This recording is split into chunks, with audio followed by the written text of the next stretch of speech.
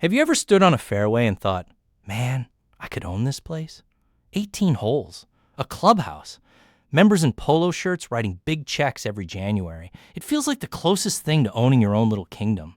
And honestly, for about 150 years now, wealthy guys have been buying into that exact fantasy. Here's the catch, though. Most of them lost money doing it. There's a paradox nobody puts on the scorecard. A golf course can take up more land than a small town, pull in millions in gross revenue, and still walk away with a margin thinner than a diner's. The land is the real asset here. The golf itself is almost an afterthought. And the single biggest line item on the books isn't staff. It isn't equipment. It isn't even the clubhouse renovation everyone argues about at the annual meeting. It's water. Stick with me. We're going to walk the back nine of this business. First up, the public and municipal adjacent tier. Picture a modest 9 or 18-hole public course out in a smaller town. Metal pole barn for a pro shop. Snack bar that sells hot dogs and not much else. These usually trade somewhere between $400,000 and $2 million, land included. And when you buy in at this level, you're not just buying a golf course. You're inheriting aging irrigation, a maintenance shed full of equipment older than half your customers, and a green fee structure that barely covers the cost of cutting the grass. Next, the private mid-market tier. This is the country club most people picture when they hear the word. A well-kept 18-hole private club, clubhouse, pool, a real membership roster, and you're looking at anywhere from $3 to $15 million.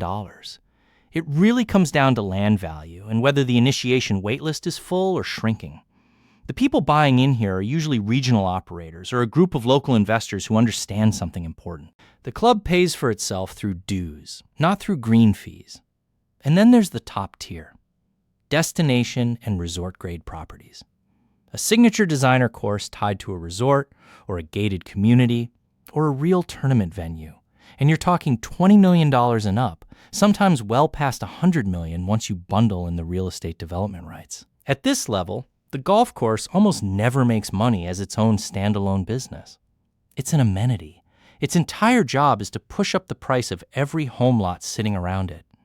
Now here's a mechanic almost nobody outside the industry actually understands. People in the business call it rounds versus dues. It's the constant tug of war between chasing green fee revenue from outside players and protecting the experience for the members who are actually footing the bill year-round. Every outside round, you sell chips away a little at the product the dues-paying members signed up for. Push public play too hard, and members start quitting. Protect the membership too tightly, and you starve your own cash flow the second the calendar hits the off-season. The other number that matters is maintenance spend as a share of gross revenue. This is the line that separates a healthy club from a slow-motion foreclosure.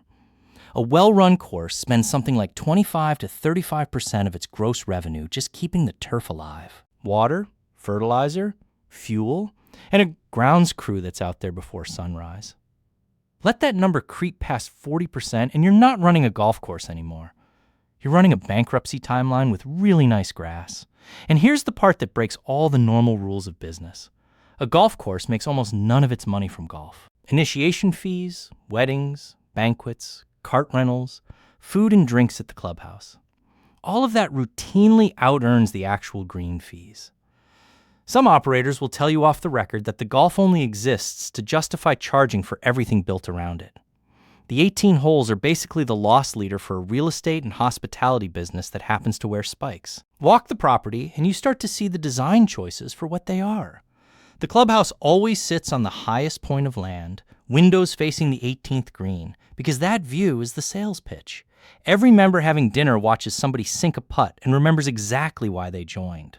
The cart paths aren't just there for convenience either. They're engineered to control where foot and cart traffic compresses the soil, protecting the turf while quietly routing every player past the pro shop twice around. And buried underneath those perfect fairways is the liability nobody puts in the membership brochure, the irrigation system. A full 18 holes can need hundreds of thousands of gallons of water a day during peak season, pulled from wells, reservoirs, or the municipal supply. In drought-prone parts of the country, those water rights are honestly worth more on paper than the clubhouse itself. Lose access to that water or get hit with state usage restrictions, and you're not just staring down a higher utility bill. You're staring down brown fairways, canceled tournaments, and members quietly transferring to the club down the road. Now the fatal flaw. On paper, the margins look almost respectable, something like 15 to 20% at a well-run private club. But that number is sitting on top of a capital structure most owners never really plan for. Irrigation systems need replacing roughly every 15 to 20 years, and that bill can run into the millions. Clubhouse upgrades to keep up with member expectations never really stop either. So a course that looks profitable if you only glance at the last 5 years can quietly be amortizing itself straight into a hole. Take a private club out in the Southwest. Back in the early 2000s, they expanded the clubhouse and added a second 9 holes, financing the whole thing against projected membership growth, betting the regional housing boom would just keep going. Then 2008 hit. Membership renewals dropped by almost a third in under 18 months. Initiation fee income basically evaporated, and the club couldn't keep up with debt payments on facilities built for a membership base that no longer existed. It eventually sold for a fraction of what it cost to build, to a buyer who stripped it down into a plain public play course, or take a destination resort course in a drought-hit region. Their whole business model leaned on year-round tournaments and out-of-state visitors, built on the assumption that water access would just stay stable forever. Then the state rolled out mandatory irrigation cutbacks during a multi-year drought. The course couldn't hold championship conditions, tournaments started canceling, and golf revenue at the resort collapsed even though demand for tee times hadn't actually dropped.